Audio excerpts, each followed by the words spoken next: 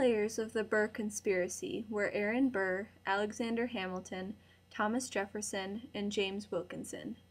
Aaron Burr, the vice president under Thomas Jefferson, became the leader of the Northeastern Federalists who wanted to secede from the nation and form a pro-British government.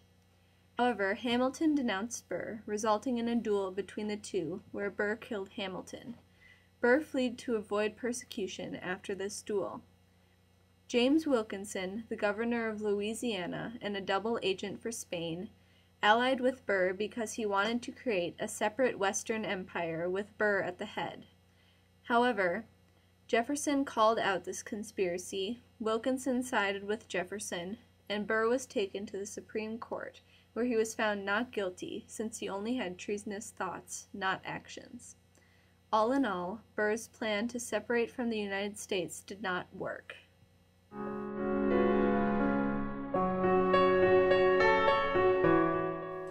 But what if Wilkinson and Burr succeeded in separating from the United States and forming a Western empire?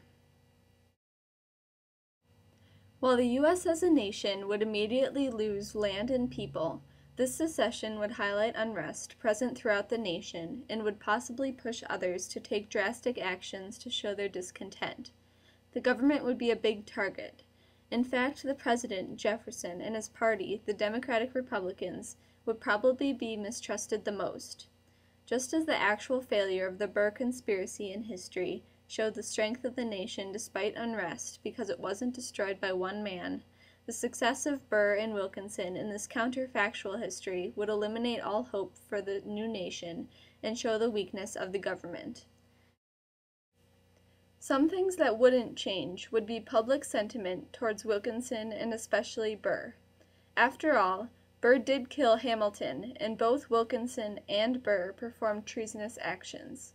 So perhaps some of the angry feelings toward Jefferson would be transferred to Burr and Wilkinson, helping to unite the nation.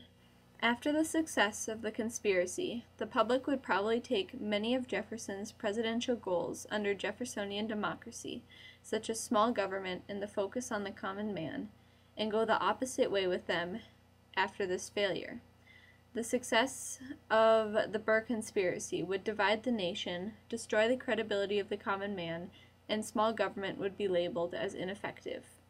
This would cause the Democratic Republicans to either lean more towards Federalist policies or completely decline. It would take a long time for small government strategies to receive support again. Overall, unless Jefferson was able to bring the seceded area back into the nation, the success of this conspiracy would hurt his image and the overall status of the nation internally. Externally, the new nation would be susceptible to foreign pressure as a result of their internal weakness. Barbary pirates would view the recent peace treaty with the U.S. as weak, and would potentially continue to cause problems on the sea. Furthermore, tensions due to British impressment and disrespect for rights would greatly increase, and there would be more support for waging war.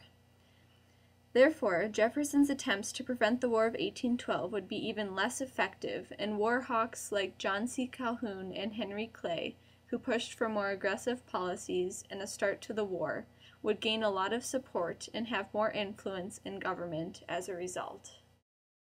Despite the uproar that the success of this conspiracy would initially cause in both foreign policies and government layout and action, modern-day America would still be the same as it is today. The U.S. would still be able to overcome other instances of secession in history, such as the secession of the Civil War. Also, since this conspiracy happened at the beginning of the history of this new nation, it would most likely affect earlier history more than modern America.